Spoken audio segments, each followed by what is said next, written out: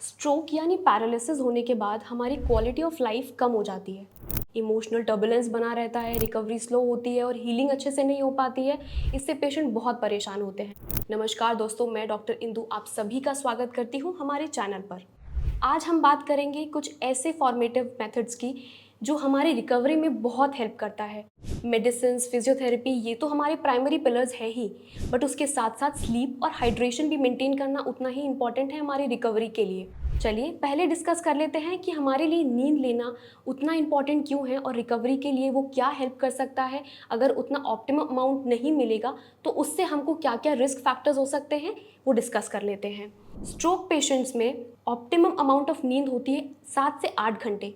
उतना लेना चाहिए जो हमारी ब्रेन हीलिंग को बढ़ाने के साथ साथ नए न्यूरल पाथवेज और न्यूरल कनेक्शंस बनाने के काम आता है, जिसे हम न्यूरोप्लास्टिसिटी बोलते हैं। इसके अलावा अच्छी नींद हमेशा मूड एनलाइटन करने के काम आती है। अगर हमारा मूड हमेशा अच्छा रहेगा, थोड़ा सा ब्राइटन अप रहेगा, तो हमारे रिहैबिलिटेटिव प्रोसेस में भी वो हेल्प करेगा, जिससे हमारी इंडिपेंडेंस बढ़ी रहेगी और हम फिजिकल एक्टिविटी ईजिली कर पाएंगे। अच्छी नींद लेना आपकी इमोशनल और मेंटल स्टेबिलिटी के लिए भी उतना ही इंपॉर्टेंट है। अगर हम कम अमाउंट ऑफ नींद लेते हैं तो वो हमेशा फ्रस्ट्रेशन, एग्रेशन बढ़ाता है, जिससे हम रिकवरी को कम करते हैं और हमारी हीलिंग नहीं हो पाती है। वो पेशेंट्स जो नींद कम लेते हैं उनमें रिस्क होता है डिप्रेशन या एंजाइटी की तरफ पेशेंट जाता है। फिजिकल रिहैब के लिए उतना एंथुजियास्टिक नहीं होता है, उतना एनर्जेटिक नहीं होता है, जिससे रिकवरी स्लो होती है। नींद कम होने की वजह से ब्रेन हीलिंग के लिए टाइम नहीं होता है और ब्रेन हीलिंग उतना अच्छे से और फासन तरीके से नहीं हो पाता है। तो अच्छे से नींद लीजिए। Now we will be discussing about hydration. Hydration यानी तरल पदार्थ का उपयोग कितना ज़रूरी है आपकी रिकवरी के लिए। हाइड्रेशन मेंटेन करना इसलिए ज़रूरी है ताकि ब्रेन में ऑक्सीजन फ्लो अच्छा बना रहे, मूड एनलाइटन रहे और रिहैबिलिटेशन के लिए हमारी बॉडी हमारा साथ दे और हम लोग इजीली उसको कर पाएँ। पहले जान लेते हैं पानी पीना उतना इम्पॉर्टेंट क्यों है। जब भी हम optimum amount of hydration maintain करते हैं अपनी बॉडी में, तब वो खून को बहने की क्षमता को बढ़ाता है। उसके साथ साथ ब्लड क्लॉट जो फॉर्म होने वाले होते हैं उसको कम करता है।